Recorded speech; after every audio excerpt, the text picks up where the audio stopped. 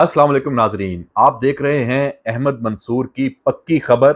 और आज 20 जून Iran Israel जंग की ताज़ा तरीन जो सूरत हाल है वो पेश खिदमत है।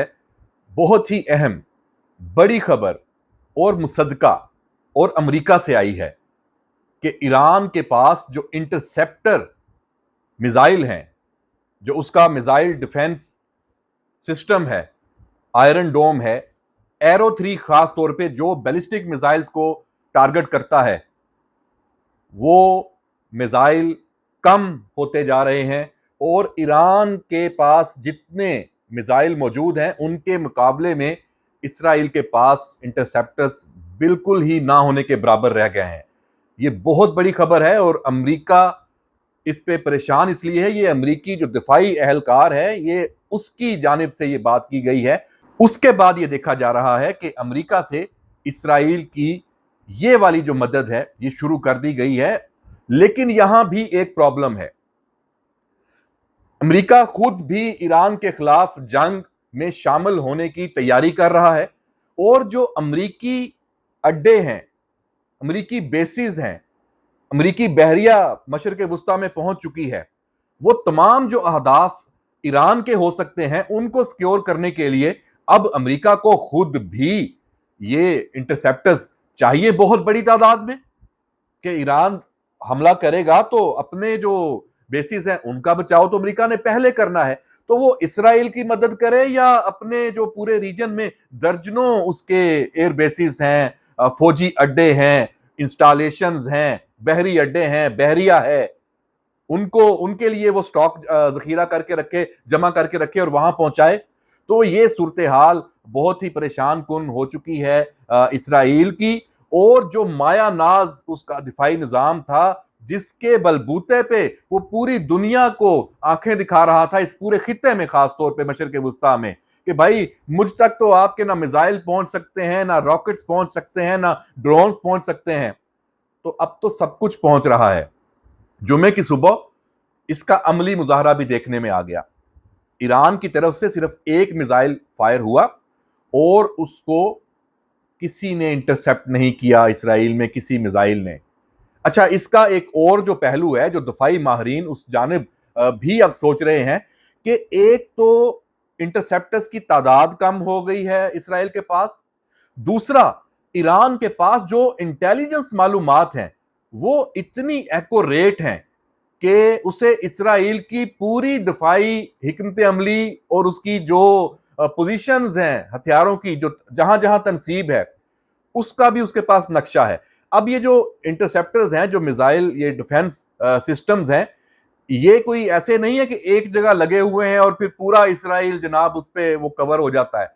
इनकी पोजीशंस बदलती रहती हैं। अब इसराइल पिक एंड चूज कर रहा है कि मुझे तल अबीब में फलां जगह की हिफाजत करनी है, उस एरिए में जो मिसाइल, जो बैटरीज हैं डिफेंस सिस्टम्स की, वो पहुंचा रहा है। मूवेबल होती है ना। या दूसरा जो हाइफा है जहां तबाही हुई है, या और जो अब शहर हैं यरूशलेम और बाकी जो अहदाफ हैं ईरान के मुमकिना, वहां पे वो पहुंचाता है। तो ईरान को पता चल जाता है कि अब इसराइल का जो दफाई मैकेनिज्म है, दफाई निजाम है, वो बैटरीज हैं, वो कहां कहां चली गई हैं, कहां कहां लगी हुई हैं, और कौन से इलाके इसमें अब उनको कवर नहीं रहा। तो ईरान उधर टारगेट कर रहा है। ये इसराइल के लिए एक और परेशानी है कि उसका जो ये इंटेलिजेंस फेलियर है, ये भी उसके लिए समझे कि एक सबसे बड़ा मसला बन चुका है। तो जनाब, ये इस जंग की ताज़ा तरीन अपडेट्स हैं।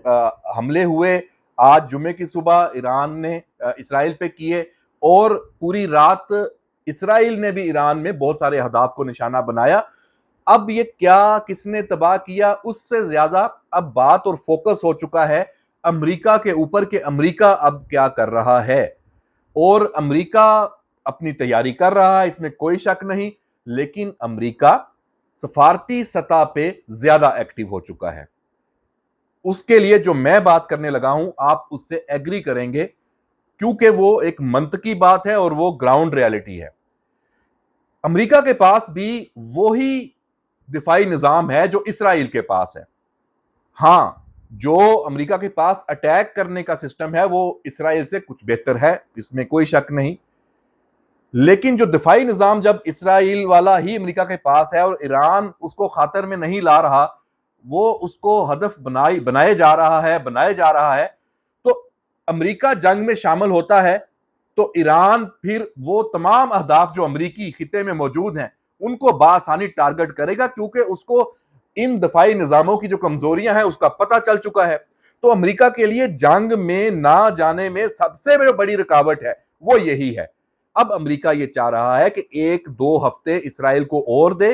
इसराइल भी तो अमेरिका ही है ना, उसको वो तमाम वो कुव्वत दे रहा है, ताकत दे रहा है, कि उसे बता रहा है कि इन 2 हफ्तों में ईरान के ये अहदाफ तुम तबाह करो, फौजी लिहाज से उसे नुकसान पहुंचाओ, ताकि जब मैं जंग में अगर मुझे आना पड़ता है मैं आऊं तो फिर ईरान ये वाली मज़ाहमत ना कर सके और मेरे लिए खतरात कम से कम हों।